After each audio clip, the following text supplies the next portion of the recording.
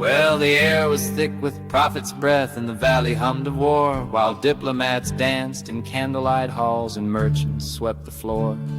The city clocks were sleeping still, the stars all bent and waned, when the thunder came without a storm, just silence split and stained. The jet trail scrawled in cursive flame across a once unbroken sky. They said it's just a message, not a war, but even sparrows ceased to fly. In Aswan and Netan's halls, the scientists took their leave, and the echoes that were left behind still rattled through the eaves. Now Israel claimed it struck in fear of some invisible device, but the ones who burned were engineers, not men of war of ice. The children in their cotton beds, the mothers in their prayers, were not consulted when the gods laid wires in the air. And the mullahs read the morning's ash like scribes of ancient Rome, while Tehran wept in steel and flame beneath its shattered dome. They didn't speak with scream and rage, nor fall into the fire. They walked through smoke and answered calm with dignity entire. They launched no hidden soldiers then, no proxies through the door. They stood and faced the waiting sky and answered strike with war. Their missiles rose like solemn hymns to mourn what had been torn, while Western tongues prepared again to blame the ones who mourn. From Haifa's ports to Tel Aviv, sirens sang like mourning doves, and even those who cheered the strikes now prayed to gentler loves.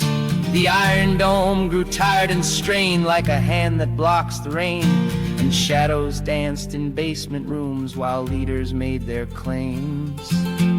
And the Gulf kings draped in sand and gold watched closely from their gates.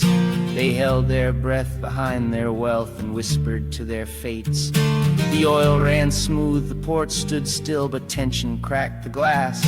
They asked themselves if peace was dead or if this too would pass. The diplomats of Oman sighed as China traced the charts. Beijing didn't send a fleet, they sent 1,000 parts. And Moscow lit another pipe and nodded like a priest. They'd seen this story many times and always missed the feast. Down south where mangoes meet the sea and speeches hold the sun, they gathered in the global wind and said this war's already done. The non-aligned, the often burn, the ones ignored by time, they recognized the smoke again and named it not a crime. But patterned Cuba cried through satellite and Caracas tuned its strings, while Delhi shuffled cautious feet through diplomatic wings. South Africa raised up its voice but found the West too loud, so it whispered sense to Brazilian friends beyond the NATO cloud. Netanyahu raised his flag and Trump he waved his hand, and generals drew invisible lines on already broken land. The Strait of Hormuz tightened up like a violin too strung, and markets swayed like drunken priests where oil is taught and sung. And all the while the children cried for reasons they don't know, and fathers patched the rubble's wounds with nothing but their hope. The clerics fasted, the singers wept, the engineers stood still, while satellite feeds turned war to myth and prophets spun the wheel. Now who decides who gets to burn and who is just collateral, and who gets blamed for pulling knives when they're pulling out the shrapnel? And who writes truth in legal terms when the judges sold the scales? And who gets left to tell the tale when the breath of nations fails? And the poets, we are left to write with borrowed blood and borrowed time. We stitch the stories into chords and pray it forms a line. But this song won't sell on iTunes charts, it won't bring comfort clean. It's just a tale of blinding dawns and everything between.